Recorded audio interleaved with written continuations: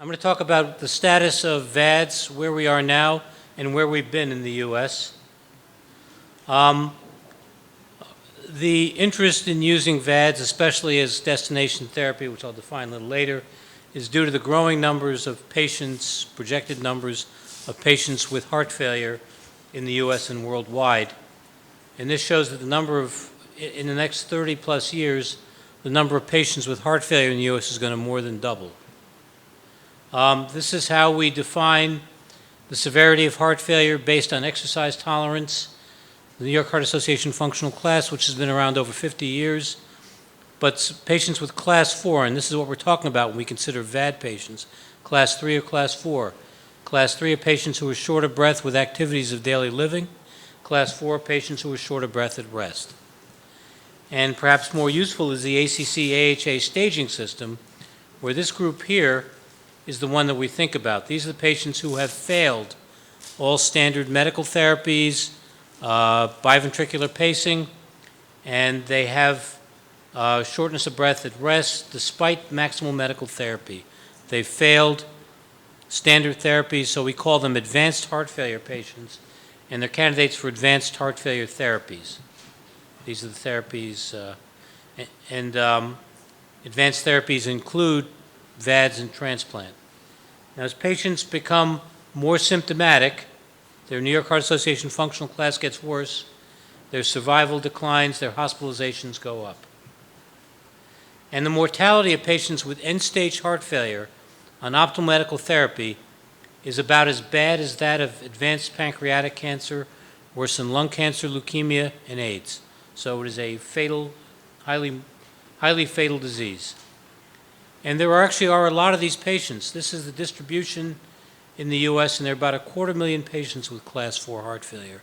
So these are patients who are potential candidates for advanced therapies.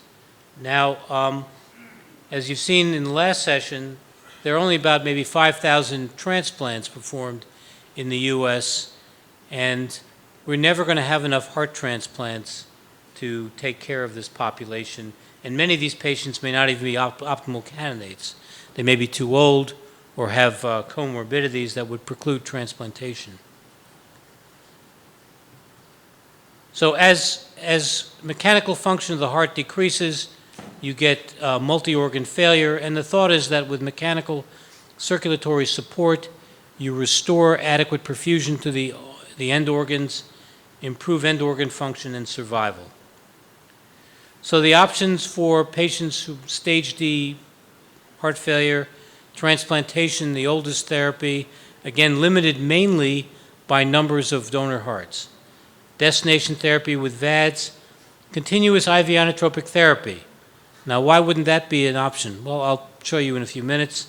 And hospice care, which is for people who really either don't want any advanced therapies or for comorbidities or lack of support aren't candidates. So these are the outcomes in patients with continuous IV inotropic therapy. A number of different studies would show extremely poor survivals in 1 year. So this is not something that you'd want to do for your patients or a loved one. So VADs first developed as post-cardiotomy therapies in patients who couldn't be weaned off cardiopulmonary bypass after surgery, and then were developed as bridge to transplant. And I was involved in the first bridge to transplant patients 25 years ago, where we had patients who were failing inotropic therapies and balloons. We knew they'd do well with transplant. We had to keep them alive until a transplanted heart became available. And so VADs were inserted to allow them not just to survive, but get up and ambulate and get into better shape. And then the thought is, well, we have a lot of patients who aren't great transplant candidates. Why not just put these devices in and leave them in to improve survival instead of doing a transplant? That's called destination therapy. And we know there's hemodynamic improvement. This is from the continuous flow studies of the newer VADs showing improved cardiac index, reduction in pulmonary capillary wedge pressure. This is the original VAD, the Model T VAD. This is the HeartMate 1, which was the first VAD used as a bridge to transplant, the first VAD used as a destination therapy VAD. And to my surprise, when I came to Penn State Apparently this was developed, the prototype was developed at Penn State, the very first VAD used in patients. These are the newer VADs. This is continuous flow. The previous device was pulsatile. It had a bellows and it would squeeze blood sort of like a human heart. The newer VADs are continuous flow. They have a rotor which spins blood through. This is the HeartMate 2, the size of a D battery. This is called centrifugal flow. Flow goes along the horizontal axis. Blood goes from left ventricle into this device and then is ejected out into the aorta. And there's an external power source for this device. There's a wire that goes from the device through the skin out to this power source. These are the earliest studies which showed that the majority of the patients survived either with the VAD or with transplantation. So the real growth area in the United States is destination therapy. There are over 5 million patients with heart failure, 600,000 new cases a year, 600,000 deaths per year, and 35 to 45% of patients die within the first year of diagnosis. Current heart failure therapies, not everybody responds to them, not everybody can tolerate them. Patients who can't tolerate heart failure therapies and don't respond are reasonable candidates for advanced therapies like VADs. CABG, not every graft can be, not every artery can be bypassed. Grafts can go down, develop atherosclerosis. And then you've heard a lot about transplant. There are all these complications with transplant, but the most significant limitation is severe shortage of donor organs. So the attractive thing about VADs is they can be used off the shelf. You can schedule the operations electively and get patients optimized for the operations. No need for immunosuppression, and patients who are on inotropes can be weaned off them and become no longer inotrope dependent. The classical very first study of destination therapy was the rematch study. I was part of that study. Patients are randomized to VAD implantation or optimal medical therapy, which consisted mainly of inotropic therapy, and survival was significantly better with the VADs than with medical therapy. Patients had better quality of life, better exercise tolerance, the VAD patients, worse adverse events related to the VADs. And so these are the causes of death in patients with VADs: sepsis, multi-organ failure, stroke, and right heart failure, also LVAD failure. So there are issues when you put VADs in. It's better than inotropic therapy, but associated with significant issues. And there were efforts to predict which patients would do poorly. And so these are some of the predictors: patients with coagulopathies or who are malnourished, as reflected by low serum albumin, have worse outcomes than people who don't have that. And by defining high and low risk population, you could define populations that would have significantly better outcomes and populations of patients who should not get VADs because their outcomes are going to be bad. Another big problem with VADs is that even though we unload the left ventricle, there's still right ventricular failure, and that can be potentially catastrophic. There have been a lot of efforts to try to predict which patients are going to have right ventricular failure. And suffice it to say, this is the Michigan risk score. There's also a University of Pennsylvania risk score. The people at Michigan don't use this risk score because it's not predictive. The people at Penn don't use their score because it's not predictive. And there really is no good way of predicting how patients are going to do in terms of their right ventricle. One thing that is clear is if patients have manifestations of end organ dysfunction from RV failure, cirrhosis, ascites, abnormal liver functions, those are people who are going to do poorly with VADs. This is another predictor. This is the Penn predictive score. And then finally, there's something called INTERMACS. In the US, for a while, every single VAD, you were required, after it was implanted, to put data into a central registry. And there was a definition of how sick patients were based on their hemodynamic status. INTERMACS 1, cardiogenic shock with just hours to survive. Progressive decline, INTERMACS 2, days to weeks. Class 3, stable but inotrope dependent. INTERMACS 4, recurrent advanced heart failure. INTERMACS 5, exertionally intolerant. INTERMACS 6, exertionally limited, and INTERMACS 7 is advanced New York Heart Association functional class 3. And these are all associated with worse outcomes. The worse you are going into a VAD, the worse you are coming out. So INTERMACS 1 patients do very poorly. And that has resulted in a decline of the number of INTERMACS 1 patients who get VADed from about 40% in 2014 to about 14% last year. The development of the continuous flow devices was done through randomized trials. This is the destination therapy trial, a randomized trial of the HeartMate 1 to the HeartMate 2. And so patients getting the continuous flow device had greater freedom, greater survival at 24 months, freedom from disabling stroke, or need for reoperation for device replacement. And these are the individual components. And their survival was better than pulsatile flow device patients.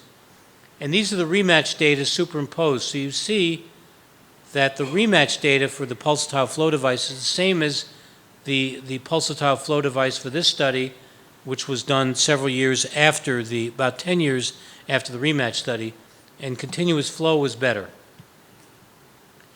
And exercise tolerance and functional class were better with the continuous flow devices, as was quality of life.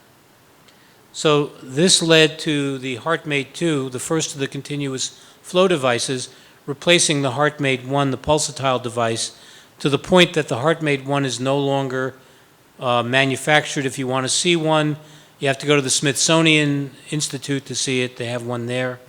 And the one thing that's different about the HeartMate 2 and about the continuous flow devices is they require systemic anticoagulation, whereas the older devices did not.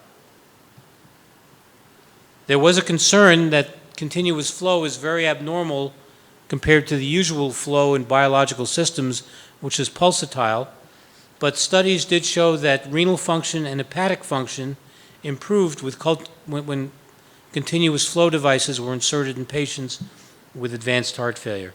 That's renal function. This is hepatic function. And we at Drexel did a study looking at neurocognitive function in patients in that clinical trial. And there was an improvement in patients' cognitive function when they got the continuous flow devices. So even though this is a very different hemodynamic milieu than what biological systems are used to, end organ function improves, neurocognitive function improves, and there have been two circumstances where women who were supported by continuous flow devices became pregnant and delivered normal babies. So even in that circumstance, development is normal. The medical complications with these devices include GI bleeding, which is felt to be due to the continuous flow, which causes development of arteriovenous malformations, hypertension, infection, cerebrovascular accidents, and right ventricular failure. So the GI bleeding is most commonly due to arteriovenous malformations. The patients are on systemic anticoagulation. They may have pre-existing gastrointestinal pathology, but we try to find that when we do evaluations for VADs. And if they have polyps, for example, we remove that. These patients also develop acquired von Willebrand syndrome, which I'll talk about in a few minutes. And the GI bleeding rate's anywhere from 28 to 44% annually. So because of the shear of the VAD, there's proteolysis and destruction of von Willebrand factor. This is a study from Columbia University showing that these patients, in fact, had significant destruction of their von Willebrand's factor. These are people who were bridge to transplant candidates. So after heart transplantation, their von Willebrand's factor level and function improved with the VAD being removed. But this is another complicating factor increasing the risk of GI bleeding. So the indications for implantation: bridge to transplant, a patient must be a candidate for transplant. And because of the new organ allocation system that Dr. Hankins mentioned in the last session, these patients do not get preferential treatment for getting transplanted. So the number of patients getting bridge to transplant VADs has plummeted dramatically in the U.S. destination therapy, patients who are not transplant candidates because of age, comorbidities, peripheral vascular disease, for example, smoking, low-grade malignancies, recent malignancies, and the choice of the patient. There's some patients who would rather not get transplanted, not take immunosuppression. So there's a spectrum, bridge, destination, sometimes a bridge to decision. What do we mean by that? We mean that there are people who, let's say, are smokers. We put a VAD in to keep them alive and tell them, if you have to quit smoking, we have to document you're off cigarettes for at least 6 months. Then we can put you on the transplant list. If they do that, they get on the transplant list. Let's say somebody develops cardiotoxicity from chemotherapeutic agents, and they're 3 years out from treatment for cancer, but they have to be 5 years out to be disease-free for a transplant. We put a VAD in, we wait 2 years. When they are disease-free, they get put on the transplant list. And when to refer. We have the 1 block or 1 year rule, which is if people can't walk more than 1 block, or we think they're not going to survive 1 year, those are people who should be considered for VADs. People who can't tolerate beta blockers or ACE inhibitors, or who can only get tiny doses, are candidates for VADs. Patients who do not respond to resynchronization therapy, patients with frequent hospitalizations, another 2 every 6 months on appropriate medications, need for inotropes, a number of biomarkers, and then marked LV and diastolic dimensions. And patients should be considered for destination therapy if they're ineligible for transplant, when disease progresses on medical therapy or patients can't tolerate it. Those who are considered for inotropic therapy. So in other words, I showed you outcomes with long-term inotropic therapies are poor. So if somebody needs inotropes to maintain their hemodynamics, they should use that just to temporize things and should get a VAD. If they're having more and more frequent hospital admissions, frequent malignant ventricular arrhythmias, or they don't respond to biventricular pacing. And what can VAD patients do? They can become Class 1 or Class 2, return to work, graduate from college, travel internationally, and exercise. And we had some patients at Drexel who went on cruises in the Caribbean, traveled to India. Last Saturday, I had dinner with one of my longtime patients who had been VADed about 20 years ago. She was 16 when she had a massive heart attack. She got VADed. That kept her alive through her senior year in high school. She got transplanted before she went to college, and now she's a motivational speaker. So these people can do all sorts of things. Notable people who've been supported with VADs include former Vice President Dick Cheney. Not everybody's happy about that, and then a man named Jack Bogle, who was the creator of the Vanguard Mutual Funds Company. What can't they do? They can't swim, they can't shower, they can drive if they're stable after several months. If they can shower, if they put a special coating over their VAD driveline site, and they can't do all these other things, snowboard, skydive, bungee jumping. People shouldn't be doing those things anyway. So there are other types of VADs. One is the JARVIK 2000, which is a small VAD that's put in the left ventricle. The problem with this device is that we've never seen the clinical data. It's never been presented. The company is privately owned, and the data has not been presented. And the device also has an external power pack. There's another type of VAD which is used mainly as a bridge to transplant because surgeons like to put it in and like to take hearts out with a device in. It's called the Heartware. It's what's called a centrifugal flow device. The blood circles around here centrifugally. The cannula goes in the left ventricle and then goes out into the aorta. And it's been studied, been a number of clinical trials. One was comparing it to the INTERMACS database, which was mainly HeartMate 2s. Most patients who got the device were alive or transplanted, and the outcomes are similar to the HeartMate 2s in the controlled database. So the number of VADs is going up significantly, and the majority of those are DT VADs. There already are more VADs put in the United States than there are transplants. So there's been a dramatic change in terms of the types of VADs that we have now. This is data from the Momentum 3 study, which is a fully magnetically levitated left ventricular assist device. The HeartMate 3, you've seen these data. This is from HeartMate 2 study. So despite improving survival and quality of life, the big problem that patients have with continuous flow devices is that they have hemocompatibility-related complications. Pump thrombosis, where a thrombus will develop, the pump will stop, and the patient will die, or they'll develop strokes or gastrointestinal bleeding. So this device is a centrifugal flow device implanted directly into the left ventricle. It has a wide blood flow passage to reduce shear stress and acquired von Willebrand syndrome, frictionless, so there's no mechanical bearings, and it has an intrinsic pulse to reduce stasis and avert thrombosis and reduce the development of arteriovenous malformations. And there was a study that involved ultimately over 1,000 patients. Patients were randomized to the HeartMate 2, which was the standard of care, or the HeartMate 3, the new device. And at 6 months, the interim analysis, there was a greater probability of event-free survival in patients getting the HeartMate 3 compared to the HeartMate 2. For disabling stroke, a dramatically better freedom from getting disabling stroke in the HeartMate 3 than the HeartMate 2.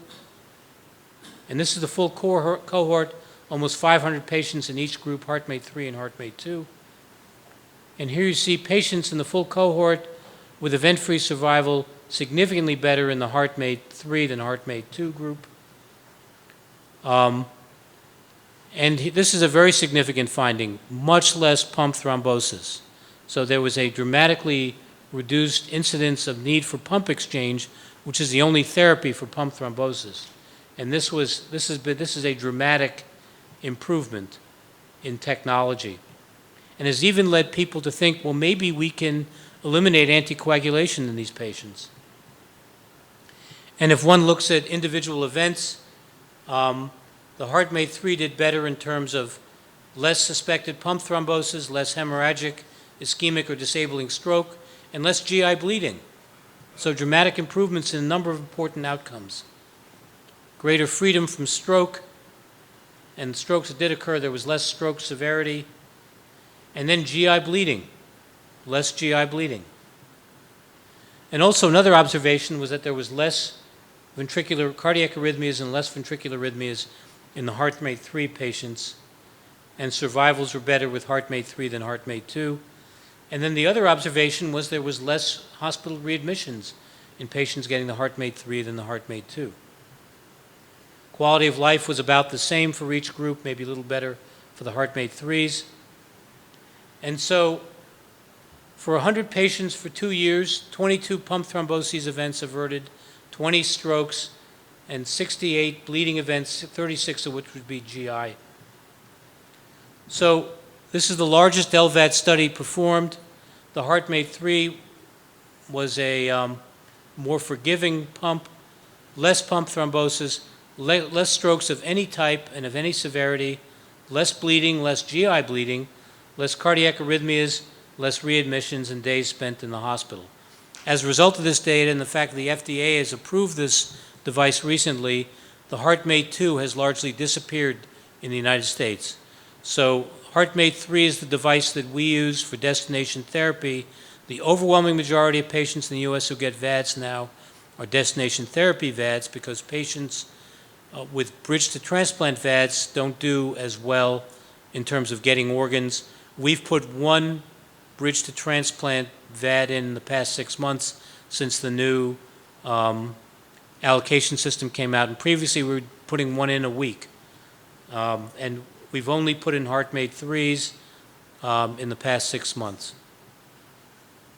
So what does the future hold? Well, the one issue that has not been solved with the HeartMate 3 or any of the newer, the HeartMate 2 or the hardware, is they all have external power sources, and they have a wire that comes out from the VAD through the skin to the power source. So they still have a risk of infection. About 40% of patients with VADs do develop infections. So this may be a solution. Ismail Tursunov is 24 years old. He never smoked, did not abuse alcohol, and spent a lot of time outdoors. In his free This time, man's in he was engaged Kazakhstan. in swimming and boxing. Everything changed in the summer of 2018 when Ismail was diagnosed with dilated cardiomyopathy. How much is there? 68.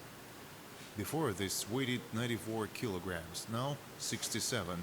It was necessary for this surgery. How do you like more? When was 94 kilograms. Before the surgery, he was This is only the surgeon in who his put it room in. the bed. He could move This from is an his Israeli bed to the company table. that developed He a could go totally there to take implantable a VAD. shower. That is, And the type a of VAD person's they life used is was the limited. JARVIK. Only one room. And you see he's swimming. There's no VAD patients that go swimming with the other VADs because they have the external wire. They'll electrocute themselves or get infections. How many kilos are there? There seems the very minimum.